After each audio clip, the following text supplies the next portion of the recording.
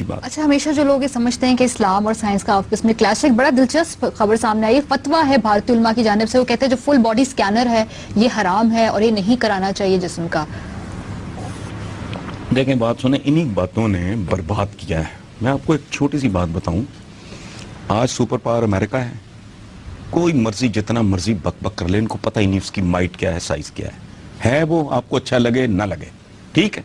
اس سے پہلے super power کون تھا؟ Great Britain, England. اس سے پہلے کون تھا سپر پاور؟ مسلمان. ان کو ایک فتوے نے برباد کیا تھا. کیا کہہ رہا ہوں میں؟ ایک فتوے نے، اور فیکٹرز بھی ہوں گے، لیکن شیخ الاسلام کے ملاؤں کے ایک فتوے نے مسلمانوں سے ان کے سپر پاور ہونے کا سٹیٹس چھینا. یہ ذہنیت مجرموں کی ہے.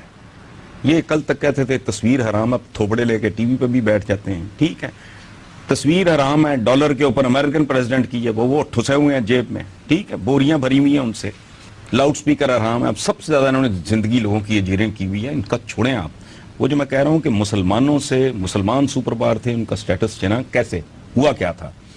1450 میں جرمنی میں پرنٹنگ پریس ایجاد ہوا اور وائرس کی طرح یورپ میں پھیل گیا.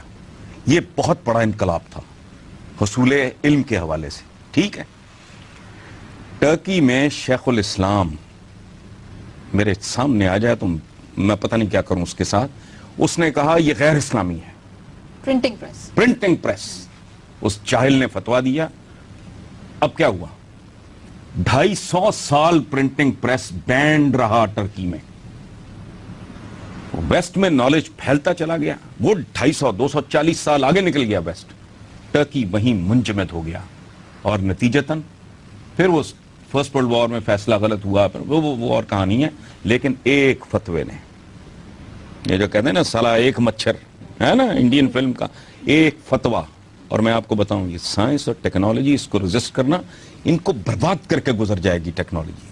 کدھر رہ گئی ہے؟ کل کی بات ہے نا، ضیاء الحق کہتا تھا چنا لو، دوپٹہ لو. اب کدھر ہیں نیوز ریڈر؟ کدھر گئے دوپٹے؟ کیٹ واکیں دیکھ کے میرے جیسا بندہ بعض اوقات امبیرس فیل کرتا ہے کہ یار یہ کیا ہو رہا ہے.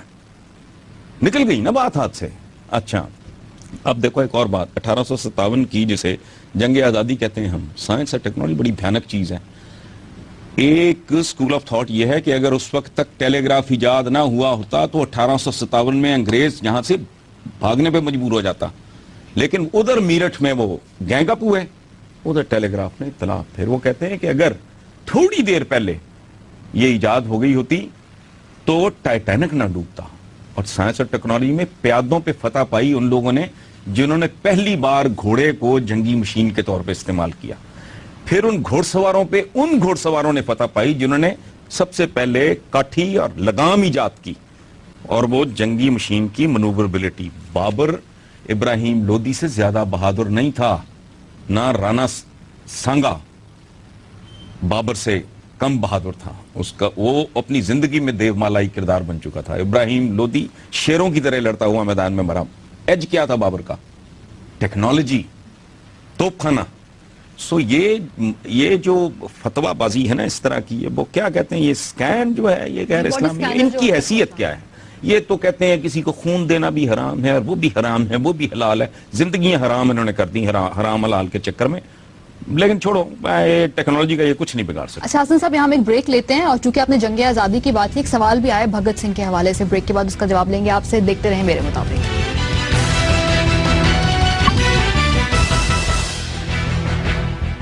ویلکم بیک ٹو میرے مطابق. حسن صاحب، 23 مارچ گزری ہے اور ہر سال یہی روٹین ہے کہ 23 مارچ کو لوگ کچھ اکٹھے ہوتے ہیں یہاں پر شادمان چوک پہ اور کہتے ہیں کہ بھگت سنگھ جو ہے، اور چونکہ اس کو یہیں پہ پھانسی دی گئی تھی، پنجاب میں ہی وہ پلا بڑا، یہاں پہ اس کو ہیرو کے طور پہ رکھنا چاہیے. اس چوک کا نام بھگت سنگھ چوک رکھیں. انڈیا سے ای میل آئی ہے، کہتے ہیں کہ انڈین پنجاب میں بہت بڑا ہیرو ہے، لیکن جہاں وہ پیدا ہوا، جہاں وہ مرا، وہاں اس کو اس کا ڈیو کریڈٹ کیوں نہیں دیا جاتا؟ دیکھیں، یہ ہمارے لائل پور کا یہ جو ہمارا ہیرو ہے، یہ میرا ہمشہر، اور مجھے تو اس پہ بہت فخر ہے. اور پچھلے دنوں وہ سینما ڈیمالش ہو گیا، اس کے پچھواڑے میں بھگت سنگھ کے ساتھی رہتے تھے، اور اس کا بڑا ٹائم وہاں گزرا ہے جہاں میرا بچپن گزرا ہے. میں تو اس کو بہت بڑا ہیرو مانتا ہوں. اور دیکھیں، وہ آدمی بھی ہمارا ہیرو ہے جس نے یہاں کے مقامیوں کا قتل عام کرنے والے بندے کو इंग्लैंड जाके मारा, और जब उससे पूछा गया तुम्हारा नाम क्या है तो उसने कहा मोहम्मद राम सिंह। ये मैसेज था। इस खित्ते ने अगर तरक्की करनी है तो वो कौमें जो आपस में 100 साल की जंगें लड़ी जिन्होंने, हम तो 1000 साल इकट्ठे रहे, मिलजुल के सोचना होगा। बिल्कुल दुरुस्त बात है। ये जो हमारे इंडियन जो भाई हैं, ये जिन्होंने ये कहा है, और जो लोकल हमारे जो दोस्त और भाई ये बात कर रहे हैं कि उस चौक का नाम भगत सिंह होना चाहिए, तो ये इसके लिए एक खास तरह का दिल, एक खास तरह का दिमाग, एक खास तरह का ज़मीर चाहिए। वो है, वो लल्लुओं पंजुओं के नाम पे चौक है यहाँ, ठीक है। तो इतना बड़ा वो आदमी, इसको एक जगह ग्लैमराइज किया, पता नहीं को प्ले था ये मूवी, तो मुझे अब याद नहीं, कि जब आखिरी मुलाकात पे भगत सिंह जवानी में मारा गया ना, तो माँ मिलने गई, वो रो रही थी, पता है आखिरी बार बेटे को देख रही हूँ, जरा तस्वर करो उस माँ का। तो वो इतना बेनियाज मौत से, वो माँ को कहता है कि बेबे तू तो इंज रो रही है जिਵੇਂ मैंने फाहे लाने लगे ने, तो अंदाजा ही नहीं उसको, ठीक है, इतनी बेनियाजी। तो डेफिनेटली हमारे तो हीरोज, देखो हमारा प्रॉब्लम ये है, हम सारा कुछ बाहर से, पीर फकीर भी बाहर से, तानसेन भी बाहर से, अमीर खुसरो भी बाहर, कोई लोकल हीरो है ही नहीं। हमारा अपनी मट्टी के साथ जुड़त नहीं है, कंफ्यूज्ड लोग हैं। लेकिन जिनका ये मुतालबा है उनको चाहिए खुद फट्टा लगा दें, और जो बाज़मीर होगा वो उसे कहेगा भगत सिंह चौक, मैं ऐसे भगत सिंह चौक लिखा करूंगा, मेरा जिसने जो बिगाड़ना है बिगाड़ ले। लेकिन हसन साहब जिस तरह की बातें करते हैं ना, डर लगता है गद्दार का टैग ना लग जाए, बड़े आसानी से दे दिया जाता है टैग। नहीं, इनके पल्ले ही कुछ नहीं है। देखो आपके पास अगर देने को, मेरे पास, मुझे देने के लिए आपके पास ना कोई दवा है ना कोई दुआ है, सिर्फ एक गाली है ना, तो दे लो भाई, हमें तो इसकी कोई परवाह नहीं। और ये भी नहीं जानते कि गद्दार तारीख में पैदा कैसे होते हैं, ये हमने ही ठेका नहीं लिया हुआ। कभी मीर जाफर और मीर सादिक का जो साइड ऑफ द स्टोरी है वो भी तो समझो, वो कहानी क्या थी, ये कितना बदतमीज था। इब्राहिम लोदी का भी जिक्र हो रहा था, उसके भाइयों ने, उसके कजन्स ने बाबर को इनवाइट किया था, वो बदतमीज था, वो लोगों की बेइज्जतियां करता था। इसी तरह सिराजुद्दौला का रवैया, उसके करीबी तरीन रिश्तेदार उसके खिलाफ हो गए, तो गद्दारी और चीज है। इसी तरह स्पेन में उसको कौन गया था, चूंकि वो स्पेन का जो बादशाह था बदजात बेगैरत, वो अपने उमरा की बेटियों को एक्सप्लॉइट करता था। फेडरिक गालिबन उसका नाम था। और अब एक बहुत ही अहम अमीर की बेटी को जब उसने इस तरह अब्यूज किया, तो वो ही इनवाइटेड कि आओ हम अंदर से तुम्हारा साथ देंगे, इन मकरू और खबीस लोगों से, इन शैतानों से हमारी जान छुड़ाओ, जिनके हाथों हमारी बहू बेटियों की इज्जतें महफूज नहीं।